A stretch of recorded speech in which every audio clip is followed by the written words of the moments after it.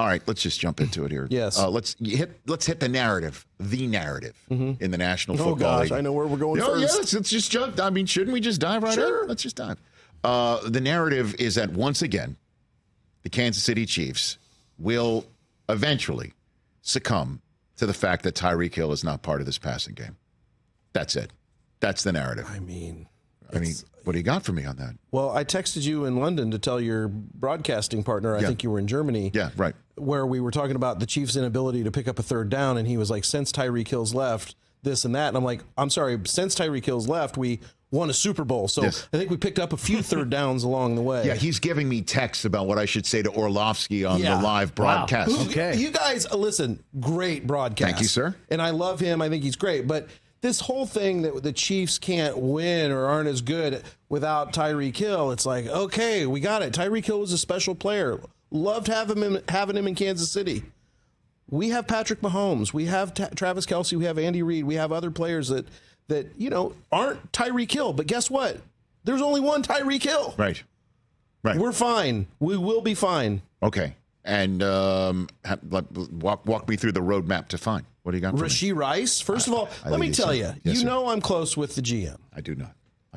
And you also know that at the beginning of the season, you asked me a very specific question about your fantasy football team. And said, I always do this. Like, tell me somebody. That was Pacheco last year. Yeah. It was Pacheco and you said, who's WR1? Yeah. And the answer was WR1 is up in the air right now, but by the end of the season, Rashee Rice will be hitting his stride. He's a rookie in the NFL. Look at his numbers. He's competing just like every other rookie that's come into the NFL, right? Zay Flowers. He's learning the curve that everyone does. And I'm just thankful we have Andy Reid and our coaching staff and Patrick Mahomes to tutor them along. Like, I'm not freaking out about it. I'm not. Justin Watson, I've told you that I was a big fan of his from the beginning. He's such a great guy. From what I understand, believe it or not, I'm not in the wide receiver room on a regular basis. Wait, what? No, I'm not. What? Breaking news.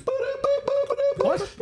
But from what I understand, those guys love him because he understands the game and he helps people along. And that we know in the NFL that so much part of the game is veterans helping young guys.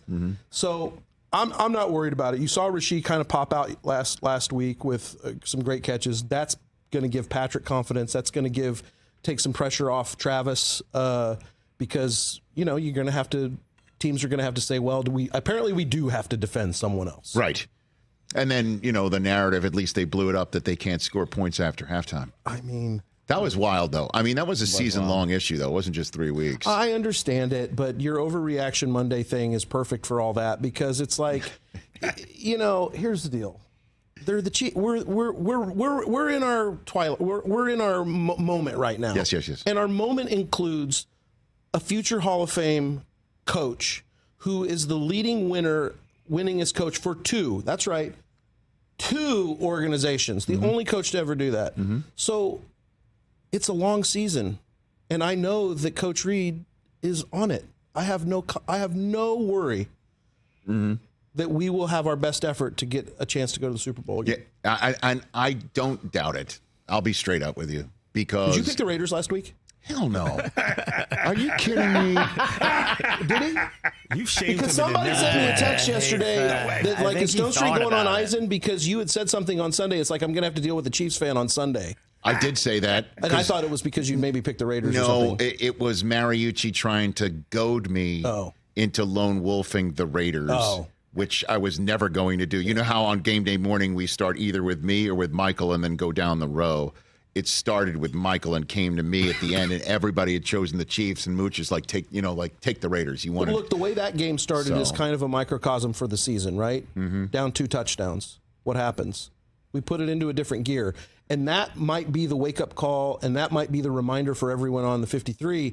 It's like, wait, we are them. We are the Chiefs. We have a great team. We have a great coach. We just need to relax and do what we do. And listen, I just in Veach I trust, and in Coach Andy Reid I trust. And Spagnuolo too, man. Because that is a championship defense. Period. End of story.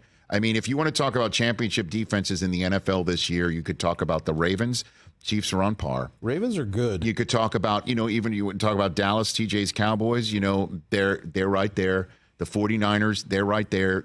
And they kind of are overlooked, for the lack of a better phrase, despite the results. And, of course, Chris Jones being a top 10 player in the poll that preceded the season. Let's talk about somebody on our roster that should be near and dear to your heart, who's having a great season that's quiet, is Mike Dana. Mike Dana. Right. Defensive end, rush, edge guy.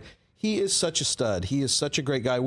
But that's it. They've compiled this defense that next man up is really working out for us. And George Karlaftis. Yeah, he's been great. Well, he was dominant at Purdue too. That's for sure. But it's interesting. We had Chris Jones on the show before the Monday night game against the Eagles, and I asked him, what's the difference in the defense? Because despite your pride in the defense, this has been kicked up a notch. You know what I mean? This is better than last year's defense, without a doubt. And Bolton's not even active right now. Okay, coming back. So I asked, what's the difference? He said it's because Spagnuolo's wife is with him. Because, a lot of coaches live separate from their families. Honestly, that's what he said. I love that. I know. As people who really love their partners, that's so great to hear. That's what he said. And it's just I don't know.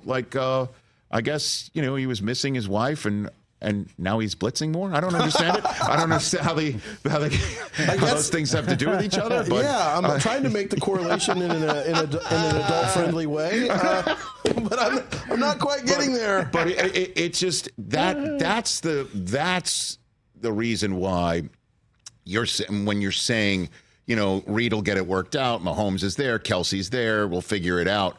The defense is keeping this whole thing afloat to the point where you're still in the mix for a 1 seed, totally winning the division, and the reason why that you can still tinker around and figure out the offensive lab work is this defense is killing it. Right and also, Chris, I'm sure talked about Coach Cullen, the defensive line coach, has just been incredible. He did not actually, but you can. Incredible. Okay. Major uptick in play. Yeah. He's awesome. Great energy. Watch a Coach Cullen video on the sideline. His voice is exactly what you want to hear from a football coach. Yeah. It's great. Right. Look, Justin Reid last year, he was learning the defense. He's having a great year. Trent McDuffie. I was in the room the day before the draft when they were going back and forth between Trent McDuffie and someone else. And they were happy with Trent McDuffie. Yeah, you texted me during the game that McDuffie, when he was the one who ripped the ball out of Tyreek Hill's hand, you're like, he texted me during the game that they used one of the Tyreek Hill picks on McDuffie. Hi. I should have. He's helping me improve my broadcast. There is an I in Eric, but he's still a team player. I'm a team player, yeah. Catch the Rich Eisen Show every single day on the Roku channel, 12 to 3 Eastern, for free.